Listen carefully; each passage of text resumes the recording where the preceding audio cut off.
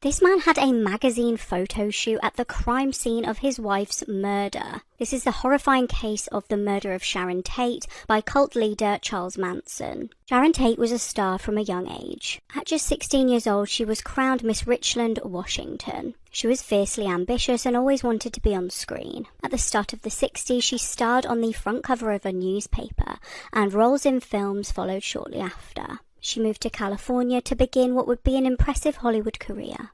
When she was just 20 years old, people were dubbing her the next Marilyn Monroe. However, things would come to a tragic end for the talented icon. Sharon started dating French actor Philippe Fourquet, and they eventually got engaged. The relationship was a troubled one, though, and Philippe eventually hospitalized Sharon. The violence would be a horrific foreshadowing of things to come. After her engagement broke down, she started dating Roman Polanski. The pair got married, and then Sharon fell pregnant in 1968. Horrifically, she would be murdered before she was able to give birth. Now, the couple lived in a stunning rented property in the Santa Monica Mountains. William, the caretaker, lived in the guest house.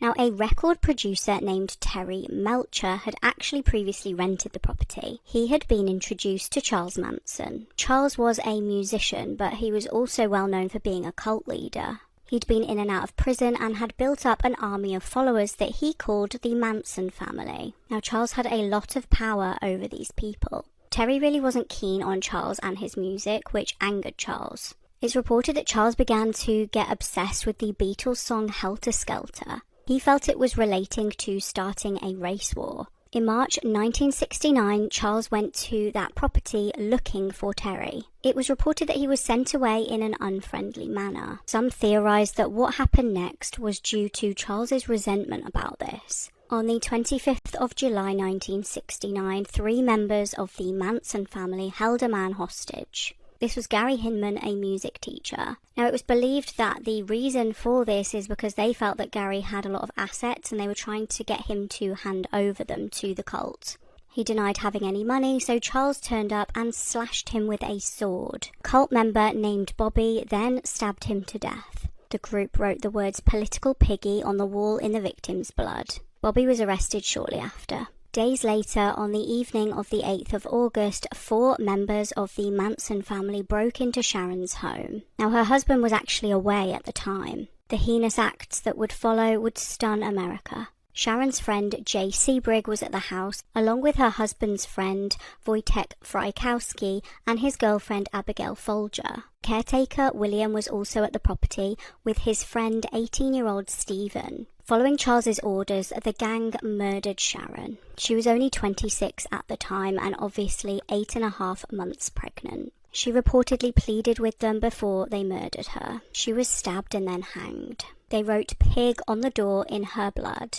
The gang had apparently been ordered by Charles to totally destroy everyone at the house, and he told them to do it as gruesome as you can. The group also murdered Abigail, Wojtek, Jay, and Stephen. Prior to being killed, one of the victims apparently asked Charles what he was doing, to which he replied, "I'm the devil and I'm here to do the devil's business."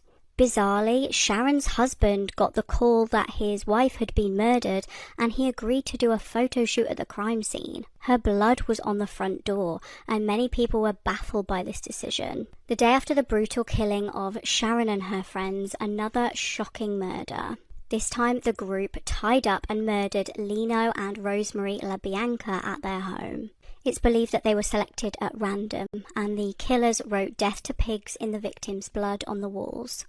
On the 26th of August, the group murdered 35-year-old stuntman Donald Shea. They stabbed him and tortured him to death. Charles and his followers were ultimately convicted of 9 counts of murder.